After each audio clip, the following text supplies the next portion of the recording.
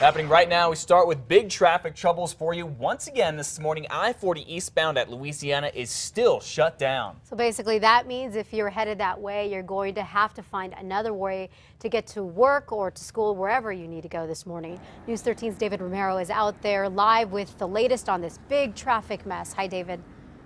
Good morning, Elizabeth. Well, the sign behind me says it all, road closed. It's the way it's been for a while, and of course another hour has passed for those trying to get around town like you mentioned, or even get to areas east of town. Now, this portion of the freeway has looked like this since Sunday night. That's when officials made the decision to close I-40 from the Louisiana exit to the Texas state line. New Mexico Department of Transportation crews worked feverishly through the day yesterday to clear the roads while hundreds of drivers sat on the makeshift parking lot of I-40. Just when everybody thought the freeway would open back up to let drivers through, Texas officials asked the state to keep the road closed because of the horrendous conditions on their side of the road with massive snow drifts and a lot of snow accumulated on the side. Now, they estimated it would be better for drivers to be able to have shelter here than be left stranded on the road. And this is not only an inconvenience for people's time, but it's also an expensive wait. As soon as they get it open, the better off it'll be.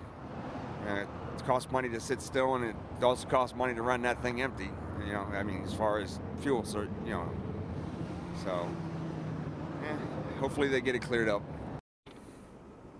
And of course, as Elizabeth mentioned, you want to find an alternative way if you're even here in town, because for many that use the interstate to get from one side of town to the other, of course, it's closed for everybody. So make your way through the side streets and give yourself plenty of time, because the more people that are on the side streets, the more people it's going to be backed up for. So get out before you can, or get out as early as you can this morning.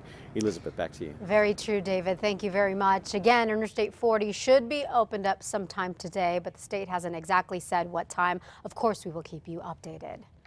And as David just said, the storm slammed into Texas. That's the main reason why I-40 is still shut down right here in Albuquerque and throughout New Mexico. In fact, take a look at this.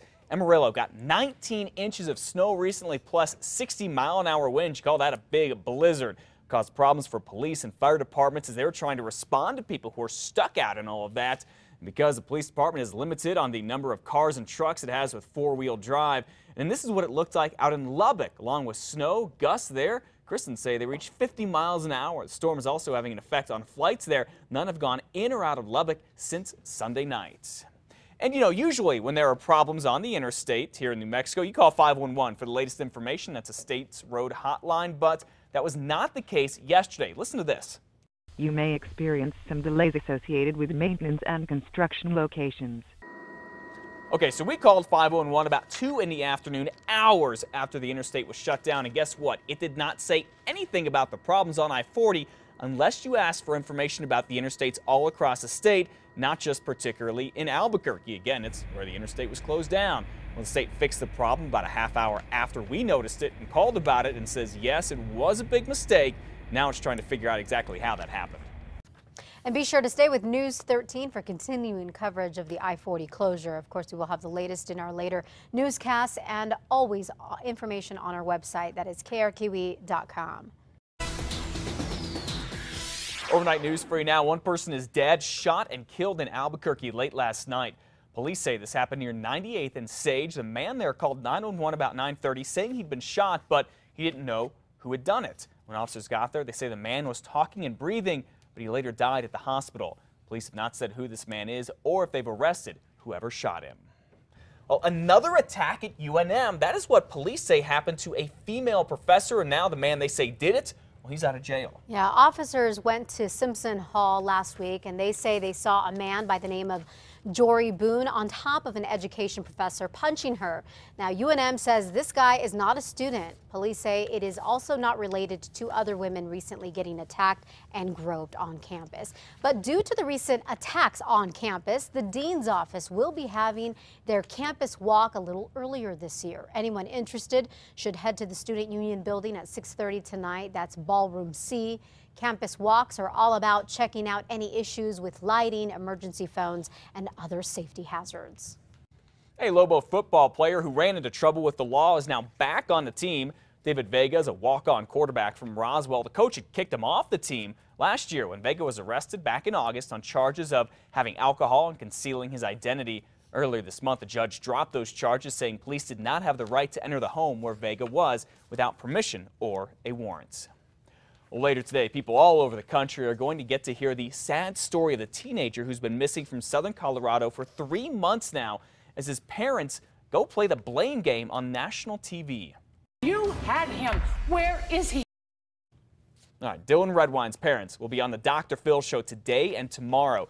He's been missing since late November when he went on a court-ordered visit with his father, who lives in Vallecito, that is near Durango. Investigators say they haven't found out much to show where Dylan might be or what might have happened to him, but his parents are now blaming each other. I have suspicions that Elaine could be involved in this. We don't know where Dylan's at. We have no idea where Dylan's at. Dylan could be anywhere. All right, both parents have taken a lie detector test, but investigators won't say what they show. However, it looks like Dylan's dad does take one on the show. You can watch it. It's today and tomorrow. It's 2 parts. That's at 3 o'clock right here on KRQE. As early as today, we could find out if both parties at the Round House can agree on what to do with $125 million. Right now, the plan includes upgrading state prisons and security there, building an access road also at Spaceport, and money for building at the state's universities. However, this deal doesn't include $100 million that individual legislators would be able to break up.